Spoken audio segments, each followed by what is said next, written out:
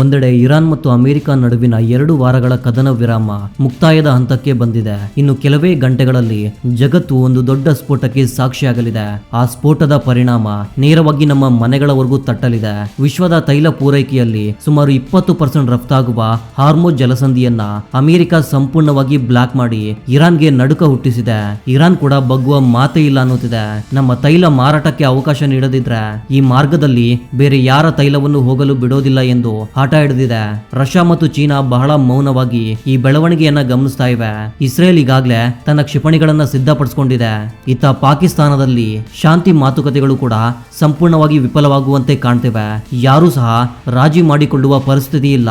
ಇದೆಲ್ಲ ಒಂದ್ ಕಡೆ ಆದ್ರೆ ಇಡೀ ಜಗತ್ತು ಈ ಉದ್ವಿಗ್ನತೆಯ ಮೇಲೆ ಗಮನ ಹರಿಸುವಾಗ ಇದ್ದಕ್ಕಿದ್ದಂತೆ ನಮ್ಮ ನೆರೆಯ ದೇಶ ನೇಪಾಳ ತೆರೆಯ ಹಿಂದಿನಿಂದ ನಡೆಸಿದ ಒಂದು ಮಾಸ್ಟರ್ ಸ್ಟ್ರೋಕ್ ದೆಹಲಿಯಲ್ಲಿ ಒಂದು ದೊಡ್ಡ ಸಂಚಲನ ಮೂಡಿಸಿದೆ. ಇದು ಕೇವಲ ಕಾಕತಾಳೀಯವೋ ಅಥವಾ ಭಾರತವನ್ನ ಗುರಿಯಾಗಿಸಿಕೊಂಡು ಹೆಣೆಯಲಾದ ಜಾಗತಿಕ ಸಂಚೋ ಎಂಬುದು ಈಗ ದೊಡ್ಡ ಚರ್ಚೆಯ ವಿಷಯವಾಗಿದೆ. ಏನೇ ಇರಲಿ, ನೇಪಾಳ ಮಾಡಿದ ಈ ಅತಿಯಾದ ವರ್ತನೆಗೆ ಭಾರತಕ್ಕೆ ವಿಪರೀತ ಕೋಪ ಬಂದಿದೆ. ಈಗ ಜಗತ್ತು ಭಯಪಟ್ಟಂತೆ ಭಾರತ ಒಂದು ನಿರ್ಧಾರ ತೆಗೆದುಕೊಂಡರೆ ಸಾಕು, ನೇಪಾಳದ ಕತೆ ಸಂಪೂರ್ಣ ಮುಗಿದಂತೆ. ಅಷ್ಟಕ್ಕೂ ಏನು ನಡೆಯುತ್ತಿದೆ ಎಂಬ ಸಂಪೂರ್ಣ ವಿವರಗಳನ್ನು ತಿಳಿಯಲು ಈ ವಿಡಿಯೋವನ್ನ ಕೊನೆವರೆಗೂ ನೋಡಿ. ಅದಕ್ಕಿಂತ ಮುನ್ನ ಒಂದು ಸಣ್ಣ ವಿನಂತಿ, ನೀವು ನಮ್ಮ ಚಾನಲ್ಗೆ ಸಬ್ಸ್ಕ್ರೈಬ್ ಆಗದೇ ಇದ್ರೆ ಕೂಡಲೇ ಸಬ್ಸ್ಕ್ರೈಬ್ ಮಾಡ್ಕೊಳ್ಳಿ ಮತ್ತು ಕಾಮೆಂಟ್ ಸೆಕ್ಷನ್ ಅಲ್ಲಿ ಜೈ ಹಿಂದ್ ಅಂತ ಬರೆಯೋದು ಮರೆಯಬೇಡಿ. ನೇಪಾಳದ ಅತಿರೇಕದ ವರ್ತನೆಗೆ ಕೌಂಟರ್ ಆಗಿ ಭಾರತ ತನ್ನ ಮೊದಲ ನಿರ್ಧಾರವನ್ನ ತೆಗೆದುಕೊಂಡಿದೆ. ಆ ಒಂದು ಏಟಿಗೆ ನೇಪಾಳದಲ್ಲಿ ಭೂಕಂಪ ಬಂದಂತಾಗಿದೆ. ಅಸಲಿಗೆ ಗ್ರೌಂಡ್ ಲೆವೆಲ್ ನಲ್ಲಿ ಏನು ನಡೀತು ಎಂದು ಸ್ಪಷ್ಟವಾಗಿ ನೋಡೋಣ. ಇರಾನ್ ಮತ್ತು ಅಮೆರಿಕದ ಉದ್ವಿಗ್ನತೆಯ ಮಧ್ಯೆ ನೇಪಾಳ ಹಠಾತ್ತನೆ ಒಂದು ನಿರ್ಧಾರ ತೆಗೆದುಕೊಂಡಿದೆ. ಇಷ್ಟು ದಿನ ನಮ್ಮ ನಡುವಿದ್ದ ಬಾಂಧವ್ಯ ಏನಾಯಿತು ಎಂದು ಆಶ್ಚರ್ಯಪಡಿಸುವಂತೆ ವರ್ತಿಸ್ತಾ ಇದೆ. ಭಾರತದಿಂದ ಹೋಗುವ ವಸ್ತುಗಳ ಮೇಲೆ ಕಸ್ಟಮ್ ತೆರಿಗೆಯನ್ನ ಸಾಮಾನ್ಯ ಜನರ ಬೆನ್ನುಮೂಳೆ ಮುರಿಯುವ ಮಟ್ಟಕ್ಕೆ ಏರಿಕೆ ಮಾಡಿದೆ. ಈಗ ಭಾರತದಿಂದ ಕೇವಲ ₹100 ವಸ್ತು ಹೋದ್ರೂ ನೇಪಾಳದಲ್ಲಿ ಅದು ಒಂದು ದೊಡ್ಡ ಅಪರಾಧವಾಗಿ ಬದಲಾಗಿದೆ. ಹೌದು, ನೀವು ಕೇಳಿದ್ದು ಸರಿ ಇದೆ. ಕೇವಲ ₹100 ಯಾರಾದ್ರೂ ನೇಪಾಳದ ಪ್ರಜೆ ಅಥವಾ ಪ್ರವಾಸಿಗರು ₹100ಗಿಂತ ಹೆಚ್ಚಿನ ಮೌಲ್ಯದ ವಸ್ತುಗಳನ್ನ ಗಡಿ ದಾಟಿಸಿದ್ರೆ ಅವರು ಭಾರಿ ತೆರಿಗೆ ಪಾವತಿಸಬೇಕಾಗುತ್ತೆ. ಮೇಯರ್ ಬಾಲನ್ ಶಾ ಪ್ರಭಾವದಿಂದ ನಡೆಯುತ್ತಿರುವ ನೇಪಾಳದ ಹೊಸ ಸರ್ಕಾರ ಭಾರತದಿಂದ ಹೋಗುವ ಪ್ರತಿ ವಾಹನದ ಮೇಲೂ ದಾರುಣವಾಗಿ ತೆರಿಗೆ ವಿಧಿಸಿದೆ. ಬೈಕ್ಗೆ ₹200, ಆಟೋಗೆ $400 ಮತ್ತು ಕಾರುಗಳಿಗೆ ₹600 ನೇಪಾಳಿ ರೂಪಾಯಿ ಪಾವತಿಸಬೇಕು. ಒಂದು ವೇಳೆ ತೆರಿಗೆ ಪಾವತಿಸದೆ ಸಿಕ್ಕಿಬಿದ್ರೆ ವಾಹನವನ್ನ ತಕ್ಷಣ ಸೀಜ್ ಮಾಡಲಾಗುತ್ತೆ. ಅಸಲಿಗೆ ನೇಪಾಳಕ್ಕೆ ಇಷ್ಟೊಂದು ಧೈರ್ಯ ಎಲ್ಲಿಂದ ಬಂತು ಎಂದು ಎಲ್ಲರಿಗೂ ಆಶ್ಚರ್ಯವಾಗ್ತಿದೆ. ಇವರ ಹಿಂದೆ ಯಾರಾದ್ರೂ ಇದ್ದು ಆಟವಾಡಿಸ್ತಾ ಇದ್ದಾರಾ ಅಥವಾ ಇದು ಅವರ ಸ್ವಂತ ಯೋಜನೆಯೇ? ಏನೇ ಇರಲಿ, ಅವರು ತೋಡಿದ ಗುಂಡಿಯಲ್ಲಿ ಅವರೇ ಬೀಳುವ ಸಮಯ ಬಂದಿದೆ. ಇದೆಲ್ಲವೂ ನೇಪಾಳದ ರಾಷ್ಟ್ರೀಯವಾದ ಹೆಸರಲ್ಲಿ ಪ್ರಾರಂಭವಾಗಿದೆ.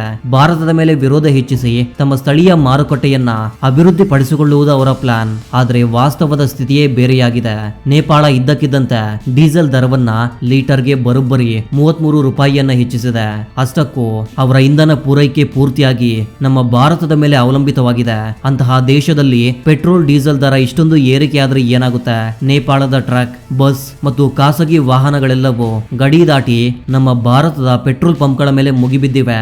ಯುಪಿಯ ಮಹಾರಾಜ್ಗಂಜ್ ಜಿಲ್ಲೆಯ ನೌತನ್ವಾ ಮತ್ತು ಸನೋಲಿ ಗಡಿಗಳ ಬಳಿ ದೃಶ್ಯ ನೋಡಿದ್ರೆ ನಿಜಕ್ಕೂ ಶಾಕ್ ಆಗುತ್ತೆ. ನೇಪಾಳಿ ವಾಹನಗಳು ಸಾಲುಗಟ್ಟಿ ನಿಂತಿರುವುದರಿಂದ ನಮ್ಮ ಸ್ಥಳೀಯ ಜನರಿಗೆ ತಮ್ಮದೇ ಊರಿನಲ್ಲಿ ಪೆಟ್ರೋಲ್ ಸಿಗದ ಪರಿಸ್ಥಿತಿ ನಿರ್ಮಾಣವಾಗಿದೆ. ತೆರಿಗೆ ವಿಧಿಸಿ ಭಾರತವನ್ನ ಹತ್ತಿಕ್ಕಬೇಕೆಂದು ನೇಪಾಳ ಸರ್ಕಾರ ಯೋಜನೆ ಹಾಕಿದ್ರೆ ಕಡೆಗೆ ಅವರ ಜನರೇ ಇಂಧನಕ್ಕಾಗಿ ನಮ್ಮ ಬಳಿಗೆ ಓಡಿ ಬರ್ತಿದ್ದಾರೆ. ಆದ್ರೆ ಅವರಿಗೆ ತಿಳಿಯದ ಲಾಜಿಕ್ ಏನಂದ್ರೆ ಇದು ಹಳೆಯ ಕಾಲದ ಭಾರತವಲ್ಲ, ಇದು 2026ರ ಹೊಸ ಭಾರತ. ಯಾರಿಗೆ ಹೇಗೆ ಬುದ್ಧಿ ಕಲಿಸಬೇಕೆಂದು ಇದಕ್ಕೆ ಚೆನ್ನಾಗಿ ಗೊತ್ತು. ನೇಪಾಳ ತೆಗೆದುಕೊಂಡ ಕೆಟ್ಟ ನಿರ್ಧಾರಗಳಿಂದ ನಮ್ಮ ಜನರಿಗೆ ತೊಂದರೆಯಾಗುತ್ತಿದೆ ಎಂದು ಅರಿವಾಗುತ್ತಿದ್ದಂತೆಯೇ ನೌತನ್ವಾ SDM ನವೀನ್ ಪ್ರಸಾದ್ ಅವರು ಒಂದು ಆದೇಶ ಹೊರಡಿಸಿದ್ದಾರೆ. ಆ ಒಂದು ಆದೇಶದ ಏಟಿಗೆ ನೇಪಾಳದ ಅಧಿಕಾರಿಗಳು ತತ್ತರಿಸಿ ಹೋಗಿದ್ದಾರೆ. ನೇಪಾಳಿ ವಾಹನಗಳಿಗೆ ಇಂಧನದ ಮಿತಿಯನ್ನ ಭಾರತ ವಿಧಿಸಿದೆ. ಈಗ ನೇಪಾಳದ ಬೈಕ್ಗಳಿಗೆ ಕೇವಲ 3 ಲೀಟರ್, ಕಾರುಗಳಿಗೆ 10 ಲೀಟರ್ ಮತ್ತು ಟ್ರಕ್ಗಳಿಗೆ 20 ಲೀಟರ್ ಮಾತ್ರ ನೀಡಲಾಗುತ್ತಿದೆ. ಕೆಲವು ಪೆಟ್ರೋಲ್ ಬಂಕ್ಗಳಂತೂ ₹200ಗಿಂತ ಹೆಚ್ಚು ಪೆಟ್ರೋಲ್ ಹಾಕಬಾರದು ಎಂದು ನಿಷೇಧಿಸಲಾಗಿದೆ. ಇದು ಭಾರತ ತೆಗೆದುಕೊಂಡ ಮೊದಲ ಮತ್ತು ಅತ್ಯಂತ ಶಕ್ತಿಶಾಲಿ ಕ್ರಮ. ಈ ಒಂದು ಏಟು ನೇಪಾಳದ ಅಹಂಕಾರವನ್ನ ಮಂಡು ಪಾಲು ಮಾಡಿದೆ. ಒಮ್ಮೆ ಊಹಿಸಿಕೊಳ್ಳಿ, ನಮ್ಮ ಮೇಲೆ ಆರ್ಥಿಕ ಒತ್ತಡ ಏರಲು ಕಸ್ಟಮ್ಸ್ ತೆರಿಗೆ ಹೆಚ್ಚಿಸಿದ ನೇಪಾಳ ಈಗ ಇಂಧನವಿಲ್ಲದೆ ಜನಜೀವನ ಸ್ತಬ್ಧವಾಗಿದ್ದರಿಂದ ಅದೇ ಗಡಿ ಪ್ರದೇಶಗಳಲ್ಲಿ ಅಸ್ತವ್ಯಸ್ತಗೊಂಡಿದೆ. ಈ ಹೋರಾಟ ಕೇವಲ ತೈಲ ತೆರಿಗೆ ಬಗ್ಗೆ ಮಾತ್ರವಲ್ಲ, ನೇಪಾಳದ ಹೊಸ ಸರ್ಕಾರದ ವರ್ತನೆಯ ಬಗ್ಗೆಯೂ ಆಗಿದೆ. ಭಾರತದ ಮೇಲೆ ಯಾವಾಗ್ಲೂ ಕಿಡಿಕಾರುವ ಕಾಠ್ಮಂಡು ಮೇಯರ್ ಬಾಲನ್ ಶಾ ಬಗ್ಗೆ ನೀವು ಕೇಳಿರಬಹುದು. ಈಗ ನೇಪಾಳದ ಕೇಂದ್ರ ಸರ್ಕಾರದ ಮೇಲೆ ಅವರ ಹಿಡಿತ ಎಷ್ಟೊಂದು ಹೆಚ್ಚಾಗಿದೆ ಅಂದ್ರೆ ಅವರ ಪ್ರಧಾನಮಂತ್ರಿ ಕೂಡ ಅವರು ಹೇಳಿದ್ದನ್ನೇ ಕುರುಡಾಗಿ ಕೇಳ್ತಿದ್ದಾರೆ.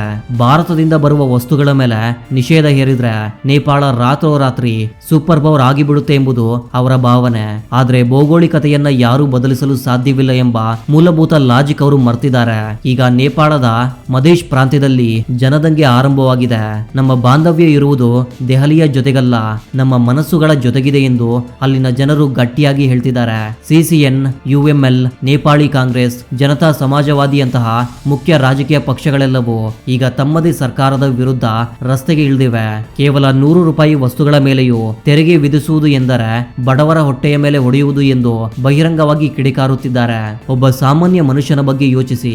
ಉಪ್ಪು, ಸಕ್ಕರೆಯಂತಹ ದೈನಂದಿನ ಅಗತ್ಯಗಳಿಗಾಗಿ ಎಷ್ಟೋ ವರ್ಷಗಳಿಂದ ಗಡಿ ದಾಟಿ ಬರುತ್ತಿದ್ದ ಒಬ್ಬ ನೇಪಾಳಿ ಪ್ರಜೆಯನ್ನ ಈಗ ನೇಪಾಳಿ ಪೊಲೀಸರು ಮತ್ತು ಕಸ್ಟಮ್ಸ್ನವರು ಒಬ್ಬ ಕ್ರಿಮಿನಲ್ ನಂತೆ ನೋಡ್ತಾ ಇದ್ದಾರೆ. ನೇಪಾಳ ತೋರಿಸುತ್ತಿರುವ ಈ ಹುಚ್ಚು ರಾಷ್ಟ್ರೀಯವಾದದಿಂದಾಗಿ ಅಲ್ಲಿನ ಗಡಿ ಮಾರುಕಟ್ಟೆ ಸಂಪೂರ್ಣ ನಾಶವಾಗುತ್ತಿದೆ. ಇದರ ಪರಿಣಾಮ ಕೇವಲ ನೇಪಾಳದ ಮೇಲೆ ಮಾತ್ರ ಬೀರುತ್ತದೆ ಎಂದರೆ ಖಂಡಿತವಾಗಿಯೂ ಇಲ್ಲ. ನಮ್ಮ ಭಾರತೀಯ ಉದ್ಯಮಿಗಳು ಕೂಡ ಆತಂಕದಲ್ಲಿದ್ದಾರೆ. ಸಂಪೂರ್ಣವಾಗಿ ನೇಪಾಳಿ ಗ್ರಾಹಕರ ಮೇಲೆ ಅವಲಂಬಿತವಾಗಿದ್ದ ನೌತನ್ವಾ, ಸನೋಲಿ, ರೂಪಹಿಡಿಯಂತಹ ಗಡಿ ಮಾರುಕಟ್ಟೆಗಳು ಈಗ ಖಾಲಿಯಾಗಿವೆ. ಇದರ ಪರಿಣಾಮ ದೆಹಲಿ ಮತ್ತು ಪಾಟ್ನಾದ ಹೋಲ್ಸೇಲ್ ಮಾರುಕಟ್ಟೆಗಳಲ್ಲೂ ಸ್ಪಷ್ಟವಾಗಿ ಕಾಣ್ತಾ ಇದೆ. ಇದು ಎರಡೂ ದೇಶಗಳ ಸಾಮಾನ್ಯ ಜನರನ್ನ ದಾರುಣವಾಗಿ ಬಾಧಿಸುತ್ತಿರುವ ದೊಡ್ಡ ಪೂರೈಕೆ ಸರಪಳಿಯ ಬಿಕ್ಕಟ್ಟು, ಅಂದ್ರೆ ಸಪ್ಲೈ ಚೈನ್ ಕ್ರೈಸಿಸ್. ಆದ್ರೆ ಭಾರತದ ಜೊತೆಗೆ ದ್ವೇಷ ಕಟ್ಟಿಕೊಂಡರೆ ಎಂತಹ ಭಾರಿ ಬೆಲೆ ತೆರಬೇಕಾಗುತ್ತದೆ ಎಂಬುದನ್ನ ನೇಪಾಳ ಸರ್ಕಾರ ಇನ್ನೂ ಅರಿತುಕೊಂಡಿಲ್ಲ. ಭಾರತ ತನ್ನ ತೈಲ ಪೂರೈಕೆಯನ್ನ ಕೇವಲ ಸ್ವಲ್ಪ ಮಟ್ಟಿಗೆ ಮಾತ್ರ ಕಡಿತಗೊಳಿಸಿದೆ. ಒಂದು ವೇಳೆ ಪೂರ್ತಿಯಾಗಿ ನಿಷೇಧಿಸಿದ್ರೆ ನೇಪಾಳದ ಆರ್ಥಿಕತೆ ಇಸ್ಪೀಟ್ ಎಲೆಗಳ ಬಂಗಲೆಯಂತೆ ಕುಸಿದು ಬೀಳುವುದು ಗ್ಯಾರಂಟಿ. ಇಡೀ ಎಪಿಸೋಡ್ ನಲ್ಲಿ ಇನ್ನೊಂದು ಆಸಕ್ತಿದಾಯಕ ಟ್ವಿಸ್ಟ್ ಇದೆ. ಹಾರ್ಮುಜ್ ಜಲಸಂಧಿಯ ಬಳಿ ಅಮೆರಿಕ ಮತ್ತು ಇರಾನ್ ಯುದ್ಧ ನೌಕೆಗಳು ಮುಖಾಮುಖಿಯಾಗಿರುವಾಗ ಜಾಗತಿಕ ತೈಲ ಪೂರೈಕೆಗೆ ದೊಡ್ಡ ಅಪಾಯ ಬಂದಿದೆ.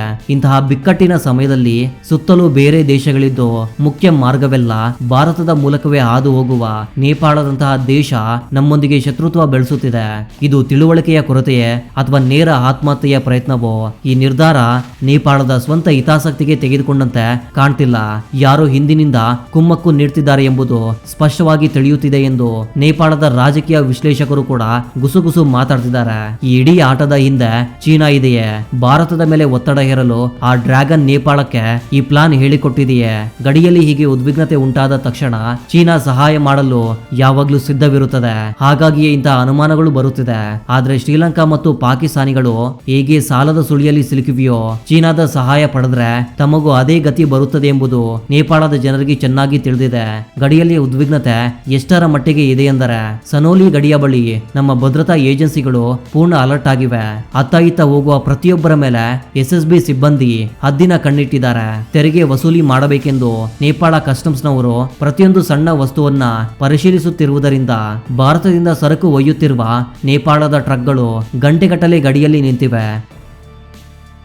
ಈ ಮಧ್ಯೆ ಅನುಮತಿ ಇಲ್ಲದೆ ಅಥವಾ ತೆರಿಗೆ ವಂಚಿಸಿ ನಮ್ಮ ದೇಶದಲ್ಲಿ ಸಂಚರಿಸುತ್ತಿರುವ ನೇಪಾಳ ವಾಹನಗಳ ಪಟ್ಟಿಯನ್ನ ಭಾರತ ವೇಗವಾಗಿ ಸಿದ್ಧಪಡಿಸ್ತಾ ಇದೆ. ಭಾರತ ನೀಡುತ್ತಿರುವ ಸಂದೇಶ ಸ್ಪಷ್ಟವಾಗಿದೆ. ನೀವು ನಮ್ಮ ವ್ಯಾಪಾರಿಗಳಿಗೆ ಮತ್ತು ಜನರಿಗೆ ತೊಂದರೆ ನೀಡಿದ್ರೆ ನಾವು ನಿಮ್ಗೆ ರೆಡ್ ಕಾರ್ಪೆಟ್ ಹಾಕಿ ಸ್ವಾಗತಿಸೋದಿಲ್ಲ. ಇದೊಂದು ಈಗೋ ಕ್ಲಾಶ್ ಆಗಿ ಪರಿಣಮಿಸಿದೆ. ಇದರಲ್ಲಿ ನೇಪಾಳ ಈಗಾಗಲೇ ಭಾರಿ ನಷ್ಟ ಅನುಭವಿಸಿದೆ.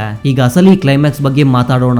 ನೇಪಾಳದ ಮದೇಶಿ ಭಾಗದ ಜನರು ಸರ್ಕಾರದ ಆದೇಶಗಳನ್ನು ಪಾಲಿಸುವುದೇ ಇಲ್ಲ ಎಂದು ಕಡಾಖಂಡಿತವಾಗಿ ಹೇಳ್ತಿದ್ದಾರೆ. ಅನೇಕ ಕಡೆ ಕಸ್ಟಮ್ ಚೆಕ್ ಪೋಸ್ಟ್ ಗಳ ಬಳಿ ದೊಡ್ಡ ಮಟ್ಟದ ಪ್ರತಿಭಟನೆಗಳು ನಡೆಯುತ್ತಿವೆ. ಈ ಕೆಟ್ಟ ತೆರಿಗೆ ವ್ಯವಸ್ಥೆಯನ್ನ ಹಿಂಪಡೆಯದಿದ್ದರೆ ದೇಶದಲ್ಲಿ ನಾಗರಿಕ ಯುದ್ಧ ಅಂದ್ರೆ ಸಿವಿಲ್ ವಾರ್ ಸಂಭವಿಸುವ ಸಾಧ್ಯತೆ ಇದೆ ಎಂದು ನೇಪಾಳದ ವಿರೋಧ ಪಕ್ಷಗಳು ಸಂಸತ್ತಿನಲ್ಲಿ ಸರ್ಕಾರವನ್ನು ತರಾಟೆಗೆ ತೆಗೆದುಕೊಳ್ತಿವೆ. ಇನ್ನೊಂದೆಡೆ ಭಾರತ ಮಾತ್ರ ತನ್ನ ಕಾರ್ಯತಂತ್ರದ ಮೇಲೆ ಬಹಳ ಸ್ಪಷ್ಟವಾಗಿದೆ ಮತ್ತು ದೃಢವಾಗಿದೆ. ಇಬ್ಬರ ನಡುವೆ ಪರಸ್ಪರ ಗೌರವವಿದ್ದರೆ ಮಾತ್ರ ಗಡಿಯಲ್ಲಿ ಶಾಂತಿ ನೆಲೆಸಲು ಸಾಧ್ಯ ಎಂದು ಭಾರತ ಹೇಳ್ಕೊಂಡಿದೆ. ಭಾರತ ಕೇವಲ ಒಂದು ನೆರೆಯ ದೇಶ ಮಾತ್ರವಲ್ಲ, ಅದು ತಮಗೆ ಅಸಲಿ ಲೈಫ್ ಲೈನ್ ಎಂಬುದನ್ನ ನೇಪಾಳ ಅರಿಯಬೇಕು. ಆ ಲೈಫ್ ಲೈನ್ ಕಟ್ಟಾದರೆ ರಾಷ್ಟ್ರೀಯವಾದದ ಡೈಲಾಗ್ಗಳು ಹೊಟ್ಟೆ ತುಂಬಿಸೋದಿಲ್ಲ. ಈ ಇಡೀ ಕತೆ ನಮಗೊಂದು ದೊಡ್ಡ ಪಾಠ ಕಲಿಸುತ್ತದೆ. ಜಾಗತಿಕ ರಾಜಕೀಯದಲ್ಲಿ ಅಮೆರಿಕ, ರಷ್ಯಾದಂತಹ ದೊಡ್ಡ ದೇಶಗಳು ಒಂದಕ್ಕೊಂದು ಡಿಕ್ಕಿ ಹೊಡೆಯುತ್ತಿರುವಾಗ ಸಣ್ಣ ದೇಶಗಳು ತಮ್ಮ ಯೋಜನೆಗಳನ್ನ ಬಹಳ ಎಚ್ಚರಿಕೆಯಿಂದ ರೂಪಿಸಿಕೊಳ್ಳಬೇಕು. ಒಂದು ಸಣ್ಣ ಆದೇಶದಿಂದ ನೇಪಾಳವನ್ನೇ ಅಸ್ತವ್ಯಸ್ತಗೊಳಿಸಿ ಭಾರತದೊಂದಿಗೆ ಆರ್ಥಿಕ ಯುದ್ಧ ಮಾಡಲು ಹೊರಟ ನೇಪಾಳದ ಅತಿರೇಕದ ವರ್ತನೆಯನ್ನ ಪರಿಸ್ಥಿತಿಯನ್ನ ನಾವು ನೋಡ್ತಾ ಇದ್ದೀವಿ. ಇದು ಕೇವಲ ಸ್ಯಾಂಪಲ್ ಅಷ್ಟೇ. ನೇಪಾಳ ಒಂದು ವೇಳೆ ತನ್ನ ವರ್ತನೆ ಬದಲಿಸಿಕೊಳ್ತಾ ಇದ್ರೆ ಅವರ ಬುದ್ಧಿ ಭ್ರಮಣೆಯಾಗುವಂತೆ ಮಾಡುವ ಅಸ್ತ್ರಗಳು ಭಾರತದ ಬಳಿ ಸಾಕಷ್ಟಿವೆ. ನೇಪಾಳ ತನ್ನ ತಪ್ಪನ್ನು ಅರಿಯುತ್ತದೋ ಅಥವಾ ಬೇರೆಯವರ ಮಾತು ಕೇಳಿ ದೇಶವನ್ನೇ ನಾಶ ಮಾಡಿಕೊಳ್ಳುತ್ತದೋ, ಈ ವಿಷಯದಲ್ಲಿ ಒಂದು ಮಾತ್ರ ಸ್ಪಷ್ಟ. ಈ ಇಡೀ ವಿವಾದದಲ್ಲಿ ಭಾರತ ತನ್ನ ಶಕ್ತಿಯನ್ನ ಮತ್ತು ಜನರ ಸುರಕ್ಷತೆಯನ್ನ ಕಾಪಾಡಿಕೊಳ್ಳಲು ಎಷ್ಟು ದೂರ ಬೇಕಾದ್ರೂ ಹೋಗುತ್ತದೆ. ಹಾರ್ಮುಜ್ ನಲ್ಲಿ ಅಮೆರಿಕ ಇರಾನ್ ನಡುವಿನ ಉದ್ವಿಗ್ನತೆ ಆಗಲಿ ಅಥವಾ ಹಿಮಾಲಯದಲ್ಲಿ ನೇಪಾಳ ಮಾಡುತ್ತಿರುವ ಸಂಚೆ ಆಗಲಿ, ನಮ್ಮ ಭಾರತ ಎಲ್ಲದಕ್ಕೂ ಸಂಪೂರ್ಣವಾಗಿ ಸಿದ್ಧವಾಗಿದೆ. ಈ ಗಲಾಟೆಯ ಬಗ್ಗೆ ನಿಮ್ಮ ಅಭಿಪ್ರಾಯವೇನು? ಭಾರತದ ಜೊತೆಗೆ ಜಗಳ ಮಾಡಿಕೊಂಡು ನೇಪಾಳ ತಪ್ಪು ಮಾಡ್ತಾ ಇದೆಯೇ? ನಿಮ್ಮ ಅನಿಸಿಕೆಯನ್ನ ಖಂಡಿತವಾಗಿಯೂ ಕಾಮೆಂಟ್ ಸೆಕ್ಷನ್ ಅಲ್ಲಿ ತಿಳಿಸಿ. ಹಾಗೆಯೇ ವಿಡಿಯೋ ಇಷ್ಟವಾದರೆ ದಯವಿಟ್ಟು ಲೈಕ್ ಮತ್ತು ಶೇರ್ ಮಾಡಿ. ವೀಕ್ಷಿಸಿದ್ದಕ್ಕಾಗಿ ಧನ್ಯವಾದಗಳು. ಇದೇ ರೀತಿಯ ಮತ್ತೊಂದು ಇಂಟ್ರೆಸ್ಟಿಂಗ್ ಆದ ವಿಡಿಯೋದ ಜೊತೆಗೆ ಮತ್ತೆ ಸಿಗೋಣ. ಅಲ್ಲಿವರೆಗೂ ಜೈ ಹಿಂದ್, ಜೈ ಕರ್ನಾಟಕ.